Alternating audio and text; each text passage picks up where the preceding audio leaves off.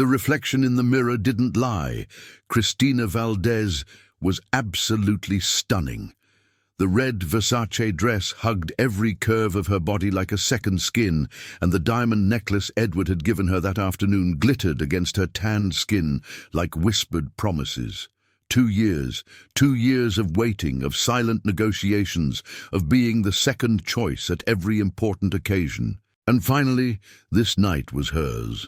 The Miami Art Foundation's masked ball, the season's most exclusive event, where only the elite of the elite received invitations. And she was going on the arm of Edward Holloway, the real estate magnate who had transformed Miami's skyline with his gleaming skyscrapers. Cristina adjusted the Venetian mask adorned with red feathers and Swarovski crystals, a triumphant smile curving her carmine-painted lips. She knew exactly what that invitation meant. Edward was finally ready to make their relationship public. After months of hearing excuses about inappropriate timing, about delicate business dealings requiring discretion, about the need to maintain certain appearances, she had finally won. The Coral Gables Museum had been transformed into an 18th-century Venetian palace. Murano crystal chandeliers hung from the ceiling like captured constellations, and silk drapes in shades of gold and ivory covered the historic walls.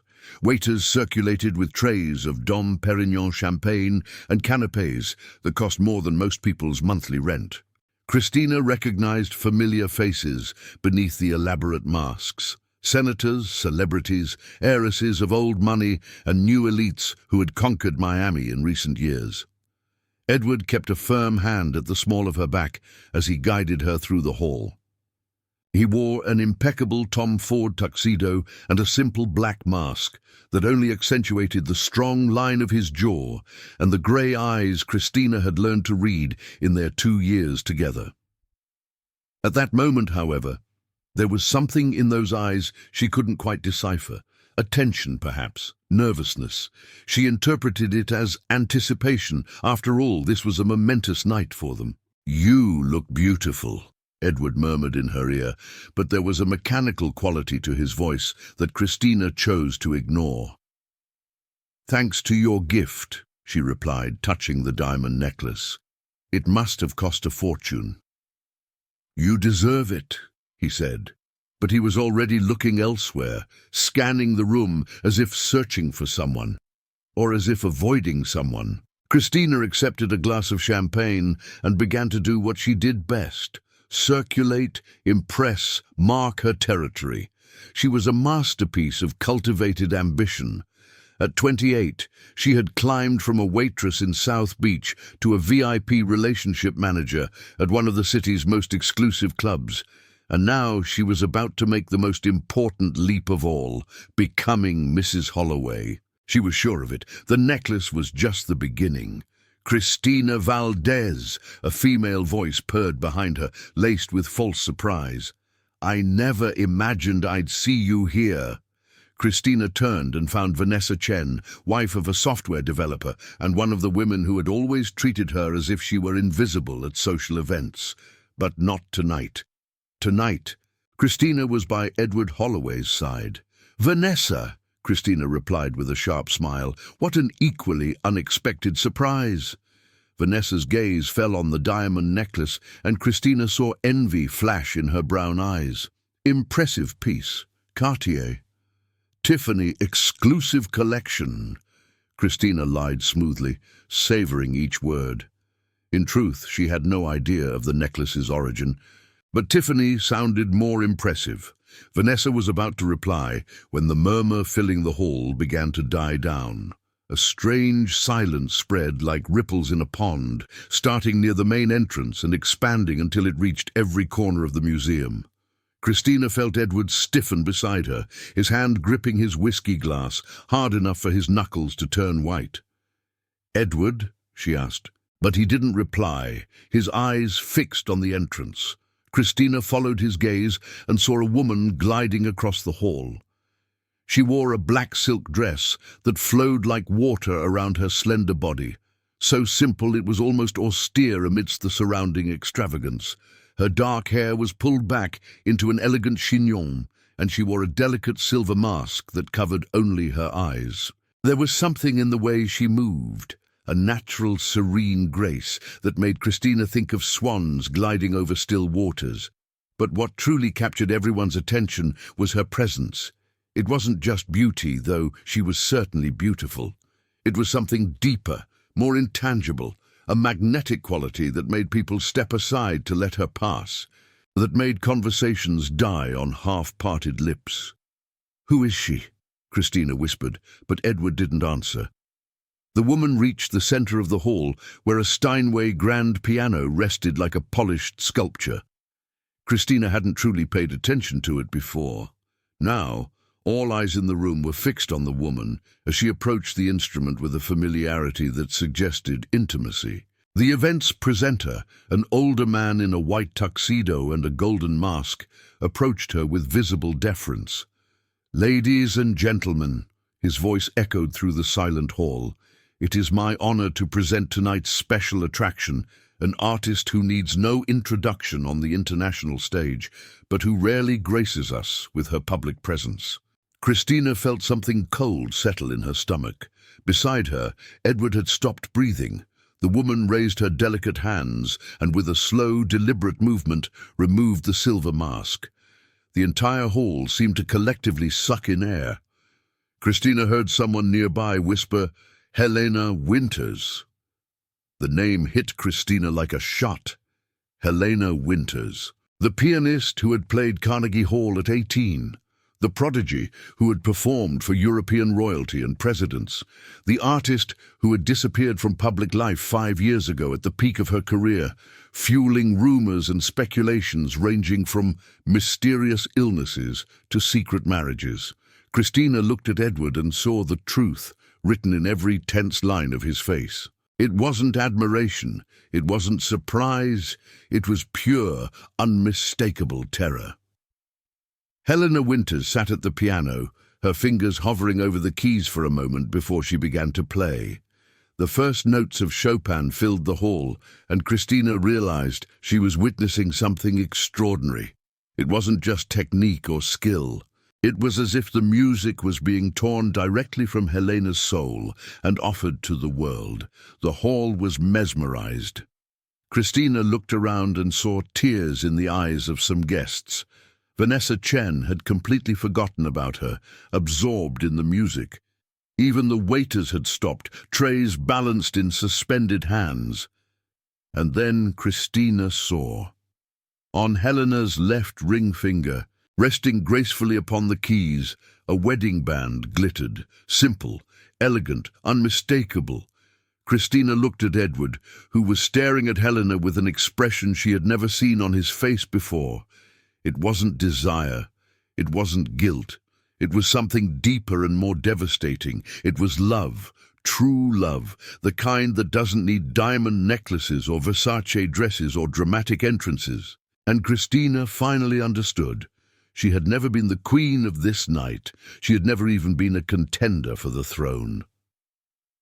The music continued to flow from Helena Winters like crystalline water from an endless spring. Christina remained frozen beside Edward, her champagne forgotten in her trembling hand, watching the scene unfold like a slow-motion accident. Each piano note seemed to strip away a layer of her carefully constructed confidence, exposing something raw and painful underneath. Edward had pulled away from her.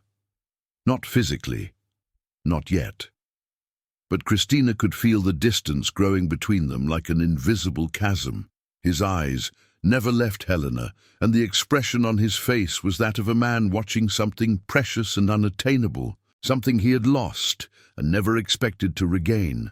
When the last note of Chopin echoed through the hall and died into a reverent silence, the ovation was immediate and deafening.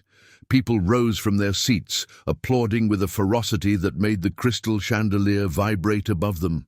Christina saw men with tears in their eyes, women pressing their hands to their hearts. It was as if Helena had touched something deep and universal in the soul of every person present, except in Christina. All she felt was an icy fear spreading through her veins. Helena rose from the piano bench with the same tranquil grace with which she had approached it. She didn't smile at the crowd. She made no theatrical bows or gestures of false modesty. She simply inclined her head in acknowledgement and began to descend the low steps that elevated the makeshift stage. That's when Edward moved. Without a word to Christina, without a glance of apology, he crossed the hall toward Helena. Christina followed him, unable to do anything else, her red dress suddenly feeling like a clown costume amidst the sober elegance around them. "Helena," Edward's voice was low, almost hoarse, when he reached the pianist. Helena stopped. For an endless moment she simply looked at him, her dark eyes impossible to read. Then, with a voice as clear and calm as her music had been, she said, "Edward." A single word, his name. But the way she pronounced it carried years of history, layers of meaning Christina couldn't begin to untangle. There was familiarity there, intimacy, and something more that made Christina's heart sink like a stone in dark waters. "I didn't know you were coming," Edward said, and Christina realized he was lying. He knew. Perhaps he wasn't certain, but he knew it was possible, even probable. That's why he had been so tense all evening. "The Foundation asked months ago," Helena replied, her accent carrying very faint traces of something European, perhaps Italian or French. "I thought it was time."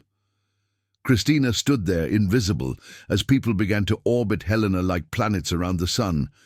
Everyone wanted to speak to her, to touch her, to be close to that luminosity. Miami's mayor was there, and a senator's wife, and Christina recognized the director of the Miami Opera. Everyone treated Helena with a deference Christina had never witnessed, not even when she was with Edward. Miss Winters, the presenter, appeared with 2 champagne flutes, offering one to Helena. "Extraordinary as ever. We were starting to fear you had retired from gracing us with your art." Helena accepted the flute but didn't drink. "I merely took a break," she said softly. "Life sometimes demands that we prioritize different forms of art."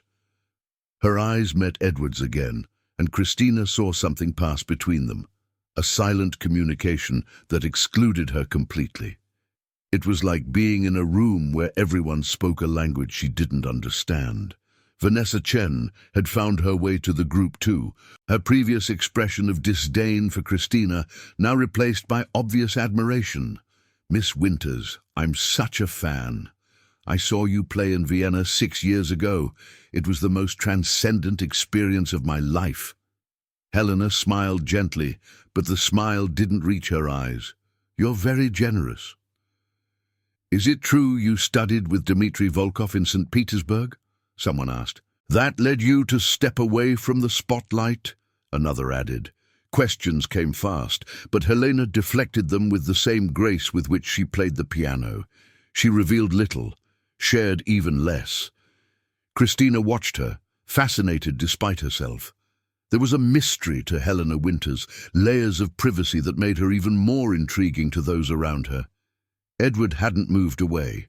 He remained there, a few steps from Helena, watching her interact with the other guests, and Christina, finally finding her voice, touched his arm. "Edward," she said softly, urgency seeping into her tone. "Who is she?" He looked at her, as if he'd forgotten she was there. When he spoke, his voice sounded distant, as if coming from very far away. "Someone I knew a long time ago." "Ah, that's not an answer," Christina hissed, awareness of their surroundings making her keep her voice low. "It's the only one I can give right now," he replied, and there was something in his eyes, something that looked dangerously close to an apology. Panic began to settle in Christina, true and visceral. She had gambled everything on this night, on this relationship. 2 years of her life, her reputation, her other prospects. She had bet that Edward was finally ready to make her official, to transform her from secret lover to public companion. And now, A woman she had never heard of appeared, and Edward looked at her as if the sun rose and set in her face. "I need air," Christina announced, knowing it sounded abrupt but unable to suppress the tone. She turned and swept across the hall toward the gardens, her heels echoing against the marble floor. The gardens of the Coral Gables Museum were a masterpiece of Mediterranean landscaping, with tiled fountains and orange trees scenting the Miami night air. Venetian lanterns hanging from trees cast patterns of light and shadow on the path's flagstones. Christina found a bench hidden behind a jasmine vine and sank onto it, her hands trembling as she reached for her phone. She needed information. She needed to understand what was happening, who Helena Winters was beyond the famous pianist. And more importantly, what her connection to Edward was. Her fingers flew over the screen, typing the name into the search. The results exploded before her. Articles about legendary performances, reviews comparing her to the great masters, photos of her in ball gowns, accepting awards, bowing to standing ovations. And then, 5 years ago, the public appearances simply stopped.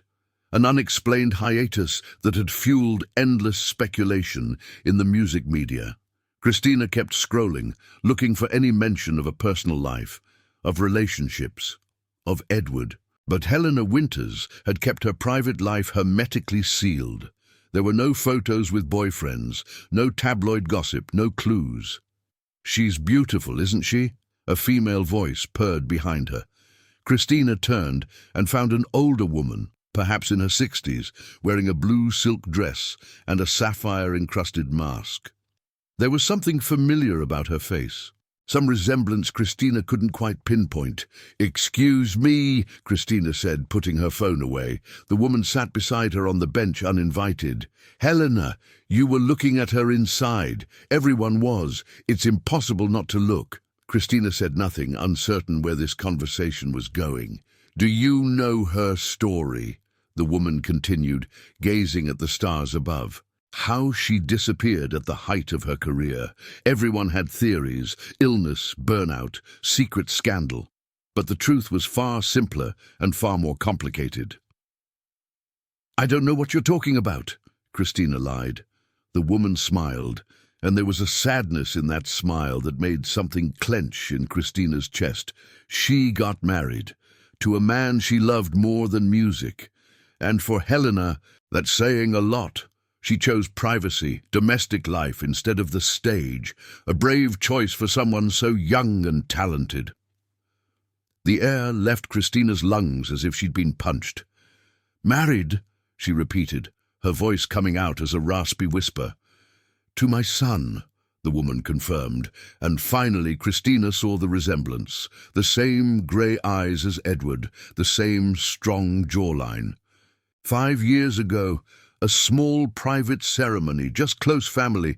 Edward has always been protective of Helena's privacy, especially after she decided to step away from the limelight. Christina felt the world tilting beneath her feet. Married. Helena Winters was Edward's wife, not ex-wife, not separated. Wife. Christina's world crumbled like a house of cards under a sudden breeze.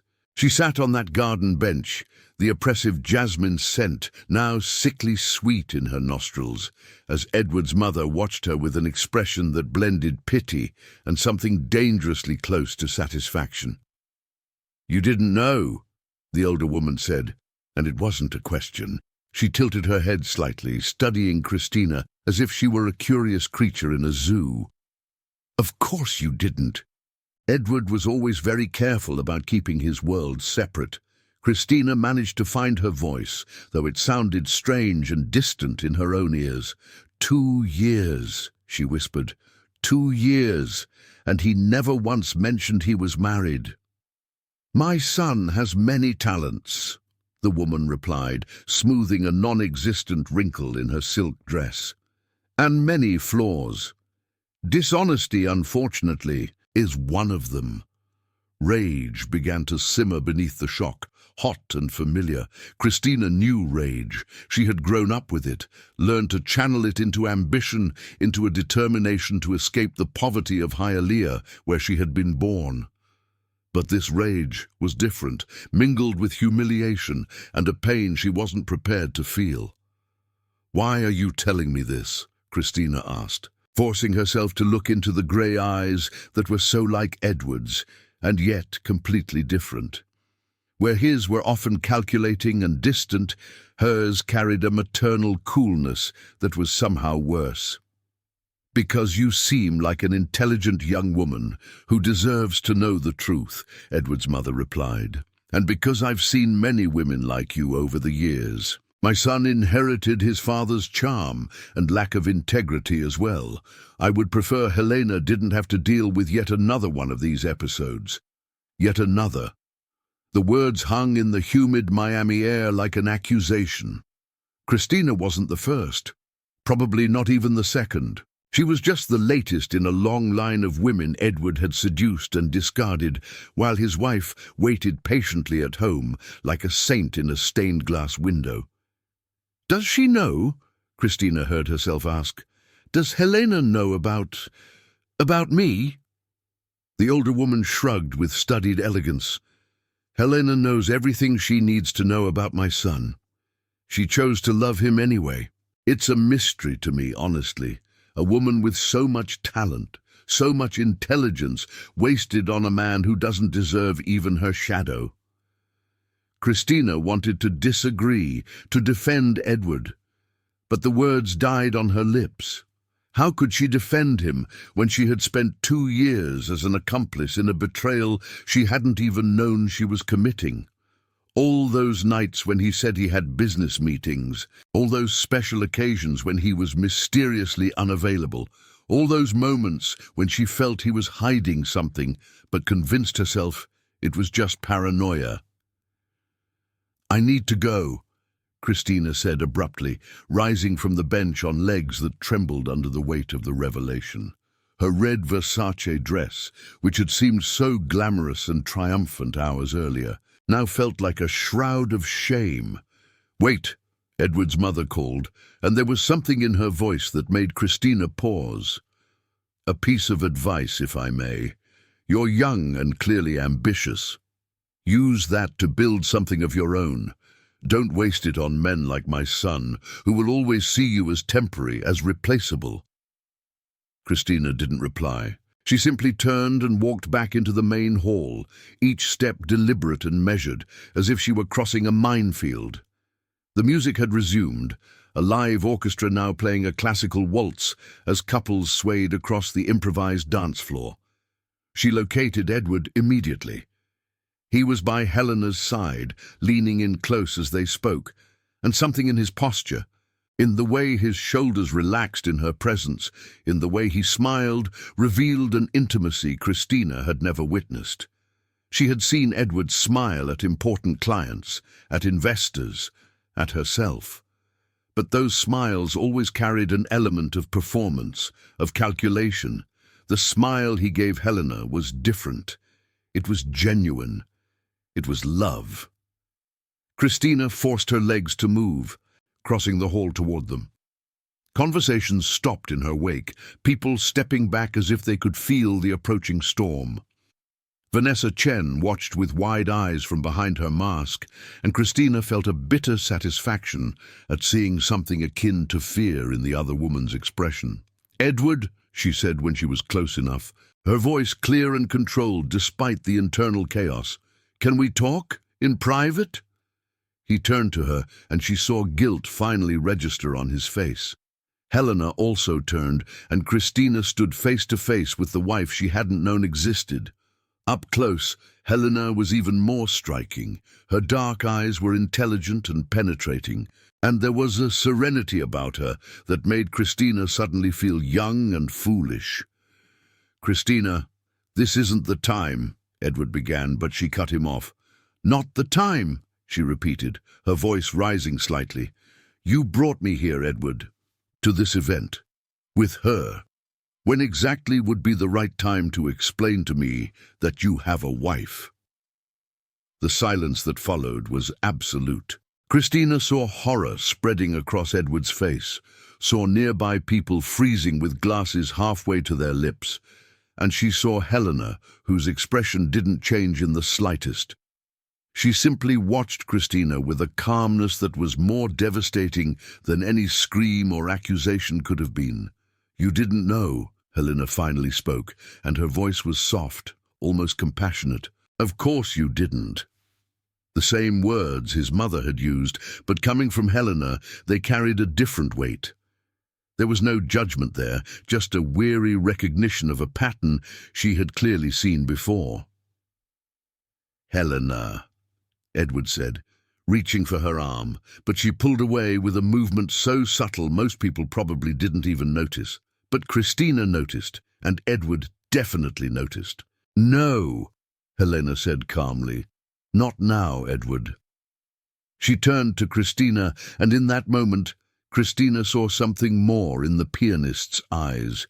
It wasn't anger or jealousy. It was something closer to solidarity, a silent understanding between women who had been wronged by the same man, though in different ways. "You deserve better than this," Helena said simply. "We both do." And with that, she turned and walked toward the exit, her head held high, her bearing regal. No one tried to stop her. People simply stepped aside, creating a path for her as subjects before royalty. Christina watched her go, a distant part of herself admiring the grace with which Helena carried her public humiliation. Edward stood there frozen, his face pale beneath his mask. Christina saw the panic in his eyes, saw him looking between her and Helena's retreating figure, clearly torn over whom to follow, which disaster to control first. "Go after her," Christina said, and was surprised by how firm her voice sounded. "She's your wife." "Christina, I can explain," he began, but she was already taking off the diamond necklace, feeling it heavy and suddenly repulsive against her skin. "Don't bother," she said, pressing the cold jewels into his hand. "Consider this returned." She didn't wait for a response. She simply turned and walked toward the opposite exit from Helena, holding her head high even as she could feel hundreds of eyes on her back, even as she could hear the whispers, starting like fire, spreading through dry brush. Her car was at the valet parking, but she couldn't wait. She couldn't stay there another second. Her heels clicked against the pavement as she walked along Ponce de Leon Boulevard, Coral Gables' main street, lit by old European-style lamps. The night air was heavy with humidity, typical of Miami in June, and she could feel sweat beginning to bead beneath her expensive dress. Sirens wailed in the distance, and music throbbed from some nearby restaurant where normal people were having normal nights, not being shattered by revelations that turned their entire world into lies. Christina stopped beneath an ancient fig tree, its roots cracking the pavement in fractal patterns. She leaned against the rough trunk, uncaring of the damage to her Versace dress, and finally allowed the tears to come. They weren't tears for lost love. Christina recognized now that what she felt for Edward had never been true love. It was ambition. It was a longing for security, for status, for belonging to a world that had always kept her on the outside, looking in. No, she wept for the humiliation, for the stupidity of having believed in promises never explicitly made, for having wasted 2 years on a man who saw her as temporary entertainment while keeping his true life carefully separate and hidden. And she wept for Helena Winters, a woman who had given up Carnegie Hall and world tours for a man who repeatedly betrayed her. What kind of love demanded such sacrifice, and was it worth it? A car passed slowly, the driver obviously confused to see a woman in a ball gown crying beneath a tree in Coral Gables. Christina turned her face away, wanting no more curious stares, no more judgments.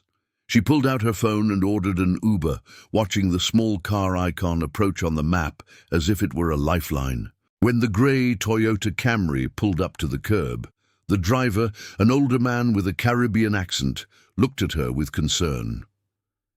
"Are you all right, miss?" "I will be," Christina replied, sliding into the back seat. And surprisingly, as she spoke the words, she believed them. She would survive this. She had survived worse things. Growing up poor in Hialeah with an absent father and a mother working 3 jobs had taught her resilience. This was just another setback, another painful lesson on the way to somewhere better. The car pulled away from the curb, carrying her away from the masked ball and the lies, and the man who had wasted 2 years of her life. Christina looked out the window at the passing streets of Coral Gables, its Mediterranean mansions and perfect gardens, hiding who knew how many secrets and betrayals behind their beautiful facades. And somewhere that same night, Helena Winters was likely heading home too, to an apartment or house Christina had never seen.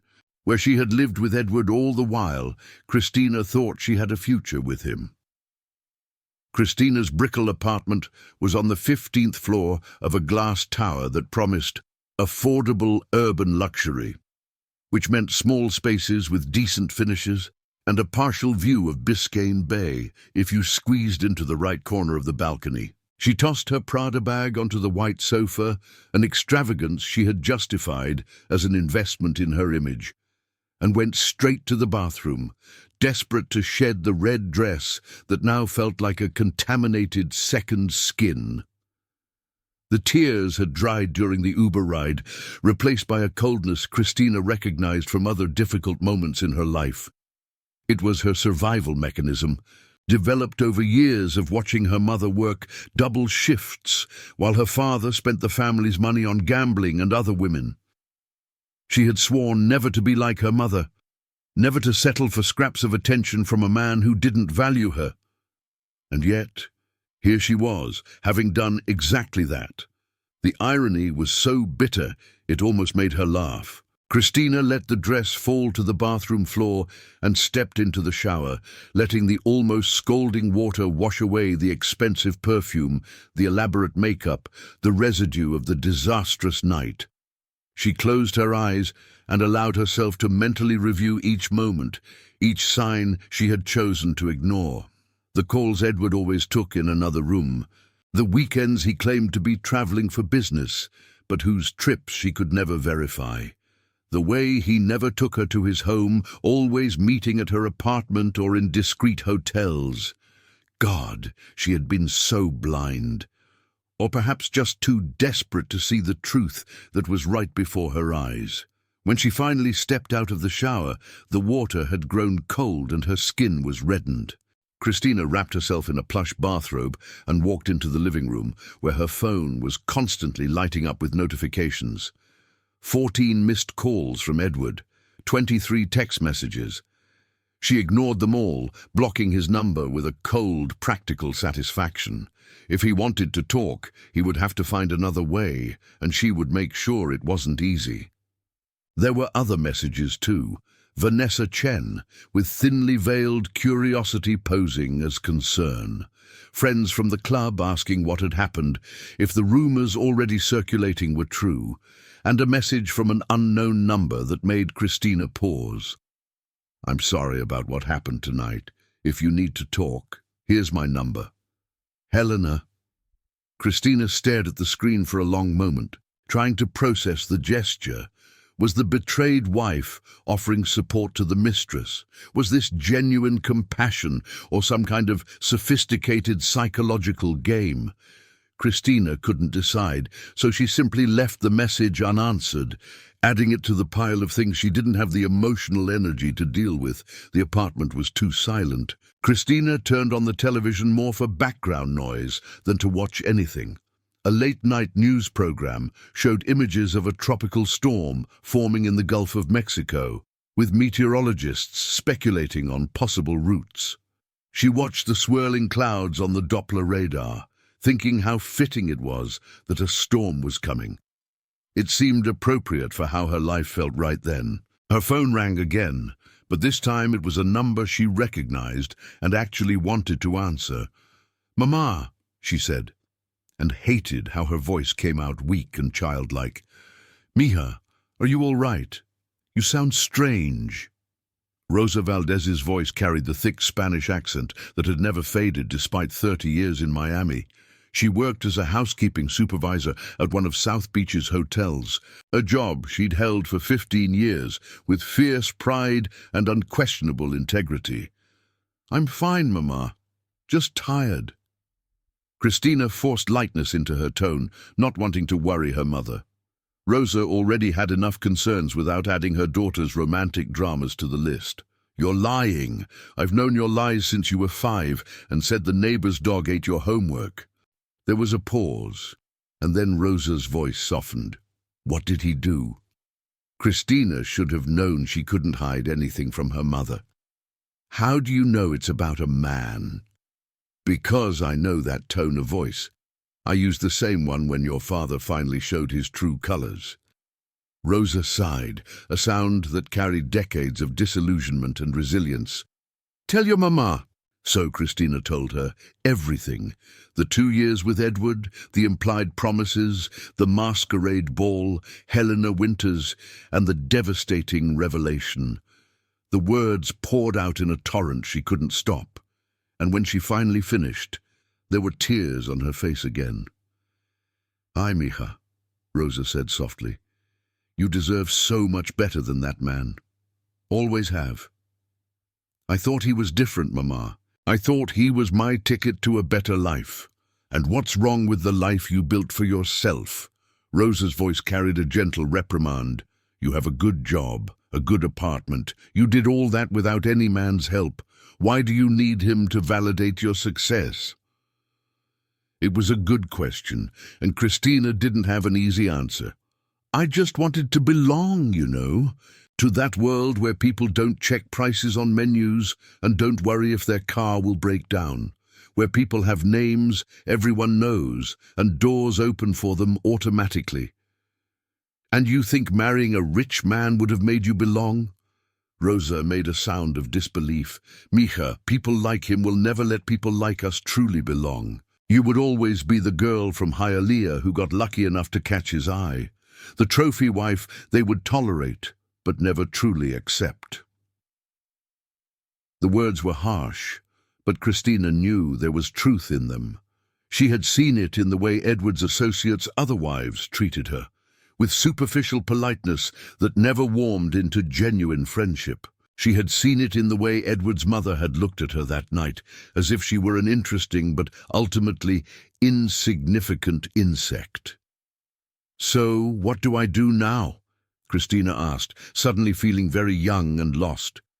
"You wake up tomorrow, you get up, and you keep living," Rosa replied with the straightforward practicality that had defined her approach to life.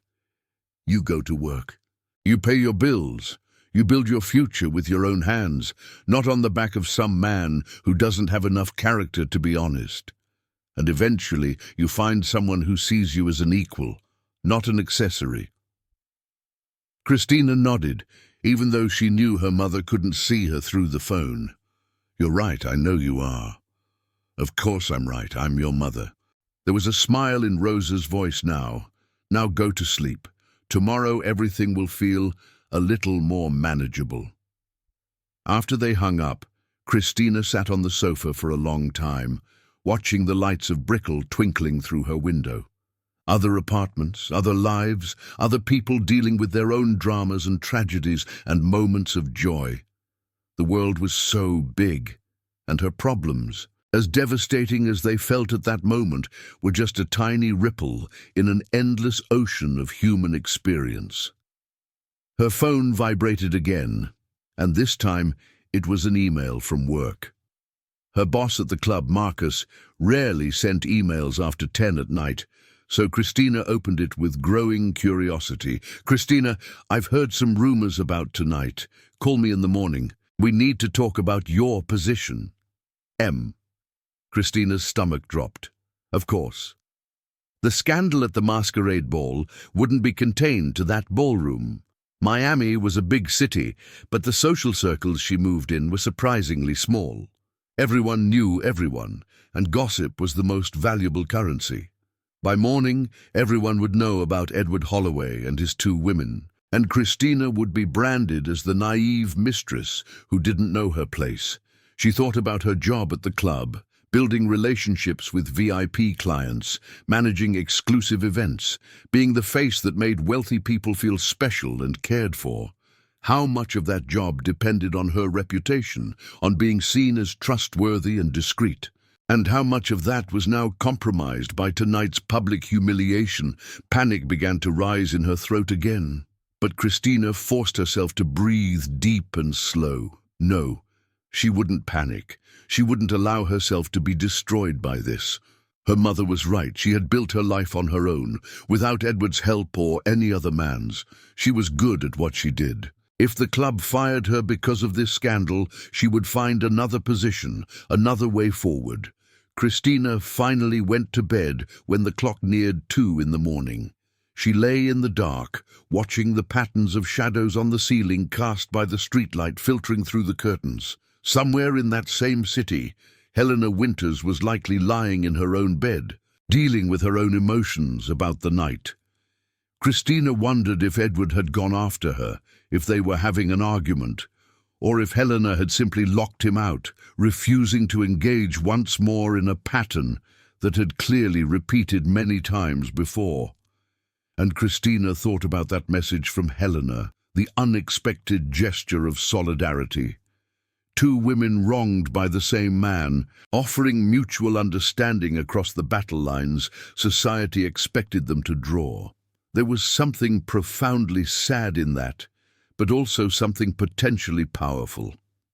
Before finally falling asleep, Christina made a decision. She would reply to that message in the morning, not because she needed help or advice, but because perhaps there was something important in women choosing to support each other instead of destroying each other over a man who deserved neither of them. Morning arrived with a cruel clarity that only Florida sunshine can bring. Christina woke with an aching body, as if she had spent the night fighting instead of lying in her bed. Her eyes were swollen from crying, and the first thing she saw when she looked in the bathroom mirror was a shattered version of herself she barely recognized. But there was work to do, problems to face, consequences to manage. She brewed strong coffee, letting the bitter aroma fill the silent apartment, and sat at the kitchen table with her phone. Helena's message was still there, awaiting a reply. Christina reread the words several times, searching for hidden traps, ulterior motives, anything that would explain why a betrayed wife would offer support to the other woman.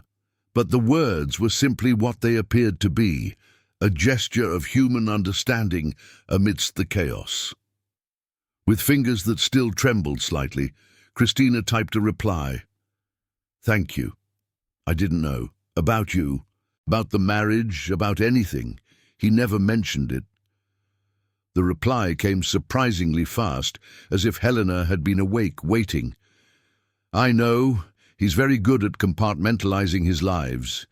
Can we talk? There's a coffee shop in Coconut Grove, the Botanical Bean. Noon?" Christina hesitated. Every self-preservation instinct told her to refuse, to cut all ties with that disastrous situation and move on. But there was something in the offer that intrigued her. Curiosity, perhaps. Or the need to understand how a woman like Helena Winters, so accomplished and seemingly complete, had chosen to remain with a man who clearly didn't value her. "I'll be there," she typed, and sent it before she could change her mind. Before dealing with Helena, however, Christina needed to face the call to Marcus. She dialed him at 9 sharp, knowing he arrived at the club early to oversee the day's preparations. He answered on the second ring, his voice carrying a tension that confirmed Christina's worst fears. "Christina, thank you for returning my call." Marcus was in his early 50s, an elegant man with Italian roots who had built Lux Vibe into one of Miami Beach's most exclusive clubs through careful connections and impeccable service. He had always been fair with her, but he was also ruthless when it came to protecting the business's reputation. "Of course, Marcus, about last night." "Let me be direct," he interrupted her, not cruelly, but with the efficiency of someone who had already made a decision. "I've received 5 calls this morning. 3 clients concerned about whether they'll continue seeing Mr. Holloway at the club, 1 questioning if our staff maintains proper discretion, and an Art Foundation board member suggesting we might need to reassess our employee conduct policies." Christina felt the floor disappearing beneath her feet. "Marcus, I didn't know he was married. He never—" "I believe you," Marcus said, and there was genuine sympathy in his voice. "But this isn't about guilt or innocence, Christina. It's about perception. Our clients pay for exclusivity and discretion. When one of our VIP relationship managers is involved in a public scandal with a client, it compromises the trust we've built. So you're firing me?" It wasn't a question. "I'm offering a generous separation package, 3 months' salary, letters of recommendation, that focus on your professional skills without mentioning the circumstances of your departure, and connections to other establishments where I can give personal references." He paused. "You're good at what you do, Christina. This is just an impossible situation for all of us." Christina closed her eyes, absorbing the blow. Part of her wanted to fight, argue, defend herself. But the practical part, the part that had learned from her mother to choose battles wisely, knew there was no victory to be won there. Marcus was being more generous than he needed to be, and protesting would only make everything harder. "I understand," she said finally. "I appreciate the generosity of the package. Come pick up your things during the week. Perhaps choose a time when fewer people are around." It was a final kindness, sparing her curious glances and pitying whispers. When the call ended, Christina sat in her kitchen for a long time, watching the coffee cool in her mug. 3 months' salary would buy some time to regroup, but not much. Rent in Brickell was expensive, and she had a car to pay for, credit card debt, from maintaining the appearances her relationship with Edward had demanded. The math was not favorable, but she didn't have time to sink into despair. In 3 hours, she would meet Helena Winters, and Christina needed to be prepared for whatever that conversation held. The Botanical Bean was tucked away on a quiet Coconut Grove street, surrounded by ancient banyan trees that created a natural canopy over the outdoor cafe. It was the kind of place tourists rarely found, frequented mostly by locals who appreciated the artisanal coffee and relaxed atmosphere. Christina arrived 15 minutes early, choosing a table in the back where they could talk with some privacy. Helena arrived precisely at noon, wearing simple jeans and a white linen blouse, her dark hair pulled back into a low ponytail. Without the elaborate makeup and gala gown of the night before, she looked younger, more approachable, but there was still that quality about her, that serene presence that made heads turn even in casual clothes. "Christina," she said, sliding into the opposite chair, "thank you for coming." "I almost didn't come," Christina admitted, deciding that honesty was the only approach that made sense in this surreal situation. "This is strange. You realize how strange this is, right?" A small smile touched Helena's lips. "Extremely strange, but also necessary, I think, at least for me." A waitress appeared, and they both ordered coffee. When they were alone again, Helena folded her hands on the table, her long, elegant fingers, a pianist's fingers, calmly intertwined. "I need you to understand something," Helena began. "This isn't about judging you or confronting you. Edward is a master at creating separate realities for different people. He's done this before, and he clearly will again if I let him." "Before?" Christina repeated. "You mean I'm not the first?"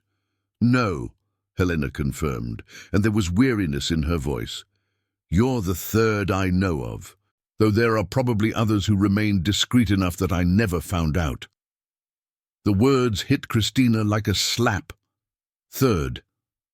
She wasn't special, She wasn't unique. She was just another conquest in Edward's collection, another woman naive enough to believe in implied promises and imagined futures. "So why do you stay?" Christina heard herself asking. "You're Helena Winters. You could have anyone. You could go back to your career, to the stages, to a life where you're the star instead of the betrayed wife waiting at home." Helena was silent for a moment, accepting her coffee from the waitress before replying. "That's the question everyone asks, isn't it? My mother-in-law asks me that at least once a month. My friends, the few I still keep in touch with after stepping away from public life, ask me. And honestly, I ask myself the same question. What's the answer? Love, I suppose. Though the more I say the word, the less it seems to explain anything." Helena stirred her coffee, watching the dark liquid swirl. "I met Edward 7 years ago at a charity event in New York. I just performed at Lincoln Center, and he was there with clients. He was different from other men I'd known. He didn't try to impress me with classical music knowledge he didn't possess. He didn't pretend to be someone he wasn't. He was just himself, funny, straightforward, interested in me as a person rather than a famous pianist." Christina could imagine. Edward had that gift, making you feel like you were the only person in the world who mattered when he focused his attention on you. "We married too quickly," Helena continued. 6 months after we met. Everyone said it was a mistake, that I was throwing away my career, that he was too old for me, too set in his ways. But I was in love, and I thought love would be enough." "It wasn't," Christina said softly. "It wasn't," Helena agreed. "I discovered the first affair 2 years into the marriage, an assistant at his office. He begged for forgiveness, promised never to do it again, and I believed him because I wanted to believe him. The second was a year ago. A lawyer working on one of his ventures. Same promises, same tears, same performance of repentance. And now me," Christina said, a wave of nausea rising in her stomach. The third I know of," Helena corrected, "but probably not the last if the pattern continues." Christina studied the woman across from her, looking for signs of anger or bitterness, but all she saw was a deep, resigned sadness. "So why are you here? Why talk to me?" Helena met her gaze, and Christina saw a determination there that hadn't been present before. "Because this time is different. This time it was public. My mother-in-law was there, friends were there, half of Miami's social elite was there. I can no longer pretend this isn't happening. I can no longer maintain the illusion of a perfect marriage that justifies my career sacrifice." "You're going to leave him?" "I am," Helena confirmed, and there was a firmness in her voice that made it clear the decision was final. "But before I do that, I wanted to meet you, to understand who you are, what he promised you, how he made you believe. Because I need to understand why I keep choosing a man who clearly doesn't respect me enough to be faithful." Christina felt something shift between them, a barrier breaking. They weren't rivals. They were 2 women who had been wronged by the same man, each in a different but equally real way. "He made me feel special," Christina admitted, "like I was different from all the other women he knew, more real, more genuine. He said he was tired of the women in his social circle, so focused on status and money. He said I was refreshing." Helena nodded, recognition in her eyes. "He told me I was the only person who saw him as a real man, instead of just a wallet or a business connection. That my art made me special, different, above the mundane concerns of his world." "We're idiots," Christina said, but there was a bitter laugh in her words. "We're human," Helena corrected gently. "He's very good at finding what each woman needs to hear and saying exactly that. It's a talent in a way, a terrible talent, but a talent." They sat in silence for a moment, drinking coffee and processing the strange intimacy of that conversation. Christina thought about all the times she had imagined confronting Edward's wife, if she had known one existed. In her fantasies, there was always drama, accusations flying, maybe even violence. She had never imagined this. Two women sharing coffee and hurts in a quiet Coconut Grove courtyard, finding solidarity in their mutual suffering. "What are you going to do now?" Helena asked. "Professionally, I mean. I assume this had consequences for you, too." Christina told her about the call with Marcus, about losing her job, about the 3-month salary that would need to last until she found something new. Helena listened with genuine attention, nodding in the right places, asking questions that showed she truly cared. "I can help," Helena offered when Christina finished. "I know people in various sectors. Arts organizations need event managers. Cultural foundations are always looking for people with donor relations experience. I can make some calls." "Why would you do that?" Christina asked, genuinely confused. "I slept with your husband for 2 years. Why would you help me?" Helena was silent for a long moment, considering the question. When she finally spoke, her voice was soft but clear. "Because you're not my enemy. Edward is.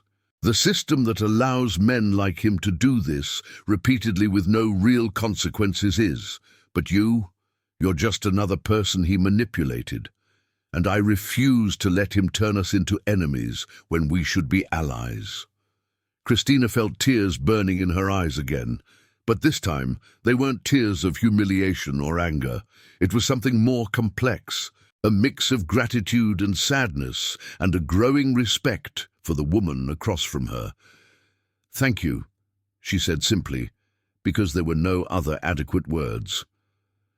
Helena reached across the table, and after a moment of hesitation, Christina took it. They stayed like that for a moment, two women connected by impossible circumstances, choosing compassion instead of conflict. The following week passed in a haze of difficult decisions and seismic shifts. Christina spent the days clearing out her desk at Lux Vibe during off-peak hours, avoiding curious glances and awkward conversations. Marcus was kind enough to keep his promise of references and true to his word about useful connections. Within 3 days, Christina had 2 interviews scheduled, one with an art gallery in Wynwood and another with a corporate event planning company in Fort Lauderdale. Helena kept her promise too. An email arrived 2 days after their coffee meeting, with carefully vetted contacts and personal introductions that made all the difference between a resume tossed on a pile and genuine consideration. Christina looked at that list of names and numbers, still processing the improbability of the situation. The betrayed wife had not only forgiven her, but was actively helping her rebuild her professional life. Edward tried to contact her countless times. When he realized Christina had blocked his personal number, he started calling from the office. Then he left messages through mutual acquaintances, each one more desperate than the last. Christina deleted them all without listening. There was nothing he could say that would change the fundamental facts. He had lied for 2 years, had used and manipulated not only Christina, but multiple women, and had built an entire life based on compartmentalization and betrayal. But it was Helena who faced the most public and painful consequence. News of her separation from Edward spread rapidly through Miami's social circles, inevitably followed by speculation about the reasons. Some blamed Helena's career, saying the marriage had never worked because she was too focused on her art. Others blamed Edward, whispering about his long-known but conveniently ignored indiscretions. And some, of course, blamed Christina, painting her as the seductive home-wrecker who had ruined a perfect marriage. Christina saw the comments on social forums, read the veiled speculations in gossip columns. It stung more than she expected to be turned into a villain in a story where she had been as much a victim as Helena. But Helena had warned her about this at that cafe in Coconut Grove. "People prefer simple narratives," she had said, betrayed wife, unfaithful husband, bad other woman. It's easier than recognizing that human situations are complex and that blame is rarely distributed so clearly. Christina's first interview was at the art gallery in Wynwood, a converted industrial space full of natural light and provocative works by emerging artists. The director, a woman named Carmen Rodriguez, with sharp, bobbed silver hair and red-framed glasses, conducted the interview with professional efficiency. But Christina could feel the unspoken curiosity hovering beneath every question about experience and qualifications. "Helena Winters spoke very highly of you," Carmen said as they were wrapping up, and there was an implicit question in that statement. Christina decided to confront it directly. "You've heard the rumors about the masquerade ball, about Edward Holloway, about the whole situation." Carmen didn't deny it. "Wynwood is a small art community. News travels, especially when it involves someone as respected as Helena." "So you know I was involved with her husband without knowing he was married," Christina said, keeping her voice steady. "And you know that Helena and I, in some way, found a path to mutual support instead of animosity. I can't change the past or the choices I made based on incomplete information, but I can control how I move forward." Carmen studied her for a long moment, then nodded slowly. "Honesty. I appreciate that. And frankly, anyone Helena vouches for has my attention. She doesn't offer recommendations lightly." A pause, then, "When could you start?" Christina felt relief flooding through her like cool water on a hot day. "As soon as you need me." "Monday, then. We'll be opening a new exhibition in 3 weeks, a collective of Cuban-American artists exploring themes of identity and exile. It's going to be big, and I need someone who understands how to manage VIP expectations while maintaining the artistic integrity of the event." They shook hands, and Christina stepped out into the bright Wynwood afternoon, feeling for the first time in weeks that perhaps her world wasn't completely falling apart. The surrounding walls were covered with vibrant murals, street art transforming industrial blocks into open-air galleries. There was something fitting about that, Christina thought, taking something broken or discarded and transforming it into something beautiful and meaningful. Her phone rang as she was walking back to her car. It was Helena, and Christina answered without hesitation. "Carmen just called me," Helena said, and there was a smile in her voice. "Congratulations on the new job." "I wouldn't have gotten it without you," Christina replied honestly. "Helena, I don't know how to thank you. You don't need to thank me. We need to support each other, women like us. It's the only way to survive in a world that constantly pits us against each other." Helena paused then. "Are you free for dinner tonight? There's something I'd like to discuss." They met at a small seafood restaurant in Key Biscayne, far from the trendy spots where they might be recognized and observed. The place was simple but charming, with outdoor tables overlooking the ocean and the scent of fresh grilled fish wafting from the open kitchen. Helena was already there when Christina arrived, wearing a simple blue cotton dress and sunglasses that covered most of her face. "Did you order?" Christina asked, sliding into the opposite chair. "Mahi-mahi for both of us, and a bottle of white wine," Helena replied. "Hope that's okay." "Perfect." Christina accepted the glass of wine Helena poured, studying the other woman with curiosity. There was something different about Helena that evening, a lightness that hadn't been present at the coffee shop in Coconut Grove, as if a weight had been lifted from her shoulders. "You're looking well," Christina observed. "I feel well," Helena admitted. "Better than I've felt in years, honestly. Edward finally signed the divorce papers yesterday. His lawyer tried to turn it into a battle, claiming rights to my intellectual property, my recording royalties, even suggesting I owed him something for sacrificing my career during our marriage." Christina felt anger rising in her chest. "That's ridiculous. You sacrificed your career because he couldn't handle being overshadowed by you." "Exactly what my lawyer said," with documentation to prove it. Emails where Edward asked me to decline performances, text messages where he complained about me spending too much time practicing instead of being available for his social needs. All documented, all showing a pattern of control and manipulation. Helena took a sip of wine, her eyes gazing at the darkening ocean. The judge was not impressed. Edward will walk away with what he brought into the marriage, nothing more. Good, Christina said vehemently. He doesn't deserve anything from you. They ate in comfortable silence for a while, watching the sun sink towards the horizon in dramatic shades of orange and pink. Christina thought about how improbable this friendship was, born of terrible circumstances, yet becoming something genuine and valuable. She had come to Miami 10 years ago with dreams of wealth and status, believing these were the markers of success. But sitting there with Helena, sharing cheap wine and simple fish, Christina realized she had found something more valuable, genuine respect from someone she admired. So, Helena said finally, setting down her fork, the reason I wanted to see you tonight. I'm going back to the stage. Christina felt her eyes widen. Seriously? Helena, that's amazing. My agent has been pestering me for years, of course, but I always had excuses. The marriage, my privacy, not being ready. But the truth is, I was afraid. Afraid of not being good enough anymore after so much time away. Afraid of disappointing people who remembered the prodigy I was at 18.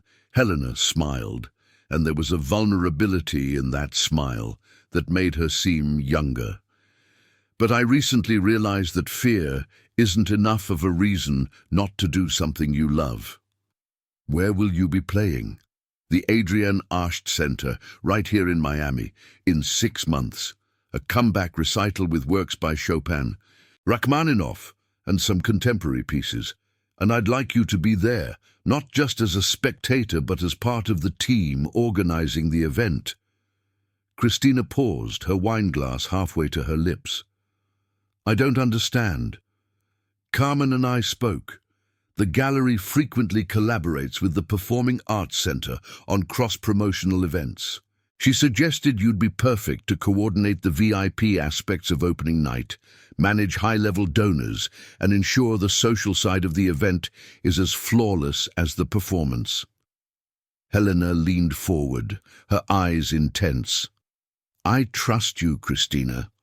I know you understand both worlds, the art and the business, the authenticity and the performance that high-profile occasions demand. Christina felt emotion tightening her throat. Helena, I would be honored. Good, because I need someone by my side who understands what's at stake. This isn't just a recital. It's my declaration of independence, my reclaiming of the career I left for a man who didn't value me, and I want it to be perfect. They clinked glasses, their wine echoing softly in the salty night air. Christina looked at Helena across the dancing candlelight and saw not just the famous pianist or the betrayed wife, but a courageous woman choosing to rebuild her life on her own terms. It was inspiring and terrifying, and absolutely right. To new beginnings, Christina said. To new beginnings, Helena echoed. And to women choosing to support each other instead of competing for men who deserve neither of them. As they finished dinner and watched the stars emerge in the dark sky above the ocean, Christina reflected on the strange journey that had brought her to this moment. She had come to the masquerade ball expecting to be crowned queen, only to discover that the true queen had been there all along, hidden behind a silver mask and years of patience with an unworthy man. But somehow, through humiliation and pain and devastating truth, Christina had found something more valuable than the status she had so desperately chased. She had found genuine purpose, real friendship, and self-respect that didn't rely on validation from any man. The path ahead was still uncertain. 3 months of severance wouldn't last forever, and her new job, while promising, was a beginning, not an arrival. But for the first time in years, Christina felt as though she was building something real, something of her own, not just chasing reflections of success in someone else's eyes. And when she thought of Edward now, she no longer felt the sharp pang of loss or the burning humiliation of betrayal. She felt something closer to pity for a man so incapable of genuine intimacy that he needed to collect women like trophies, proving his worth repeatedly because he could never believe he was enough. He had lost Helena, an extraordinary woman who had loved him despite his flaws. And he had lost Christina too, though she recognized now that what they had never truly been love anyway. But perhaps that was the most important lesson. Sometimes you had to lose everything you thought you wanted to find out what you truly needed. And sometimes the greatest victory wasn't being queen of the ball, but finding your own crown and learning to wear it with dignity.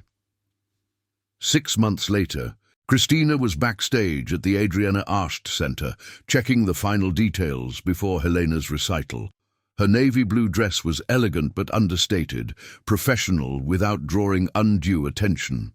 She carried a tablet with VIP guest lists, timelines, and notes on dietary preferences and accessibility needs. This was her first major event since starting at the gallery, and everything needed to be perfect. Christina, Carmen appeared at her side, her expression pleased. The Deutsche Bank donors have just arrived. Can you greet them? On my way, Christina replied, adjusting the earpiece that connected her to the coordination team. She had learned a lot in the past few months working at the gallery, organizing vernissages and corporate events. But tonight was different. Tonight was Helena returning to the world she had abandoned, and Christina felt the weight of the responsibility as something physical on her shoulders. The month since that dinner in Key Biscayne had been transformative.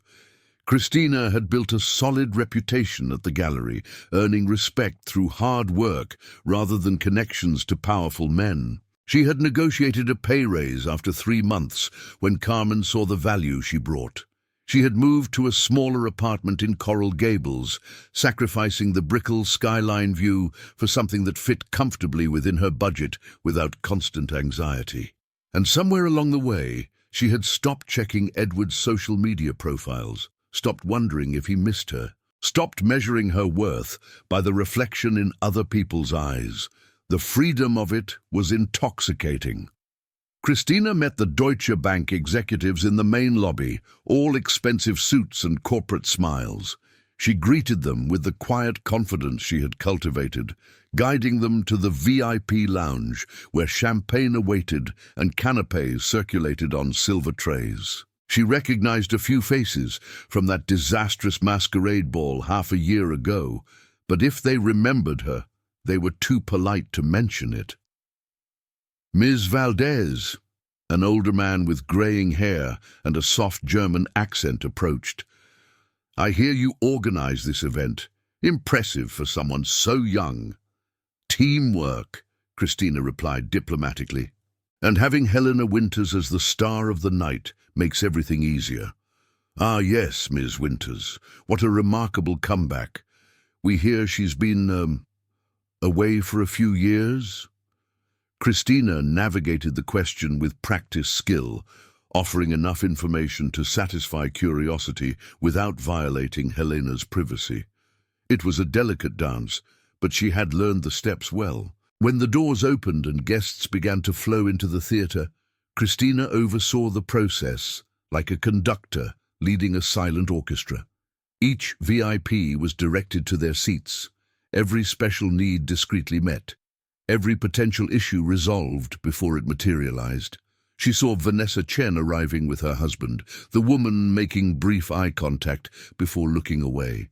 Christina smiled to herself. Vanessa probably expected awkwardness or shame, but Christina felt neither. She had moved past it. Backstage, she found Helena in her dressing room, wearing a simple yet stunning black concert gown, her hair pulled into the elegant bun that had become her trademark.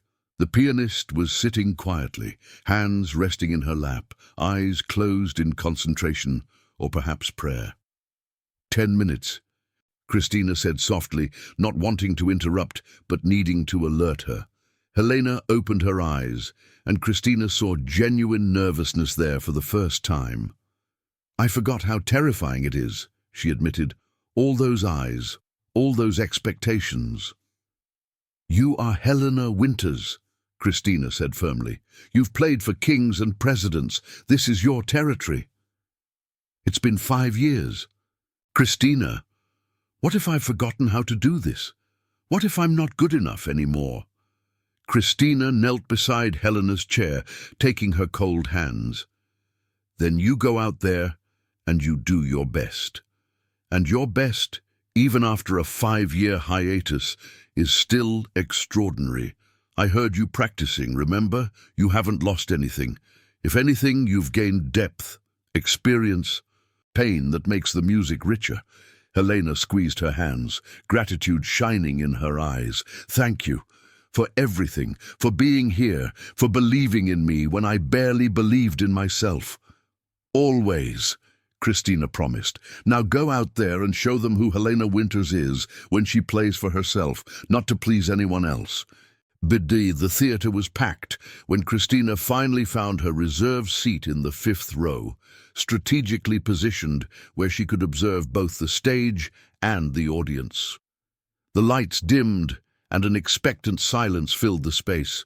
Christina saw the director of the Arts Center appear to make brief introductions, his voice carrying the weight of the historical importance of that moment. And then Helena entered, walking across the stage with that serene grace Christina had first seen at the masquerade ball. But there was something different now, a confidence that hadn't been there before, an ownership of her own space and power.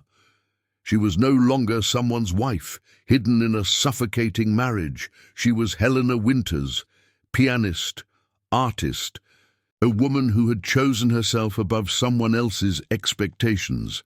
Helena sat at the Steinway piano, adjusted the bench slightly, allowed her hands to hover over the keys for a moment of bated breath. And then she began. The first notes of Chopin filled the theatre like water filling a chalice. Christina closed her eyes, letting the music wash over her. She remembered that first time she had heard Helena play, when each note seemed to strip away layers of her illusion, exposing painful truths she wasn't ready to face. But now, the music didn't cause pain. It caused something closer to catharsis, a recognition of how much they had both grown. When Christina opened her eyes again, she saw tears on faces around the theatre. The woman beside her was clutching her companion's hand, emotion clear on her face. Even Vanessa Chen, a few rows back, looked transported, her usual social mask dissolved by the pure beauty of what she was witnessing. Helena transitioned from Chopin to Rachmaninoff, the complex pieces flowing from her fingers as if the piano were an extension of her own body. Christina watched her hands move over the keys, thinking about how many sacrifices those hands had made, how much time spent not playing professionally while trying to be the perfect wife for a man who never appreciated the gift he had. The final contemporary piece was something Helena had specifically commissioned for this recital, a composition by a young Cuban-American composer exploring themes of fragmented identity and reconstruction. It was challenging, at times dissonant, but it carried an emotional honesty that left the audience spellbound. Christina watched Helena lose herself completely in the music, her body swaying slightly, her eyes closed, playing not for the packed theatre, but for herself. When the last note died, there was a moment of absolute silence, and then the ovation began, thunderous and sustained. People leapt to their feet, applauding with a ferocity that made the walls vibrate.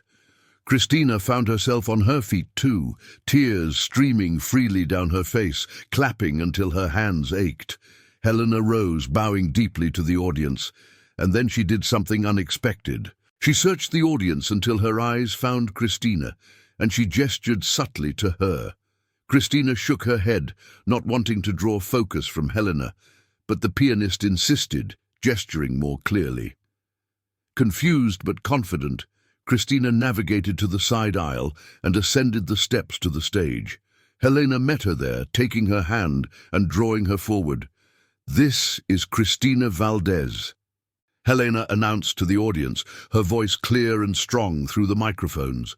She coordinated every aspect of this event, ensuring tonight was perfect for all of you.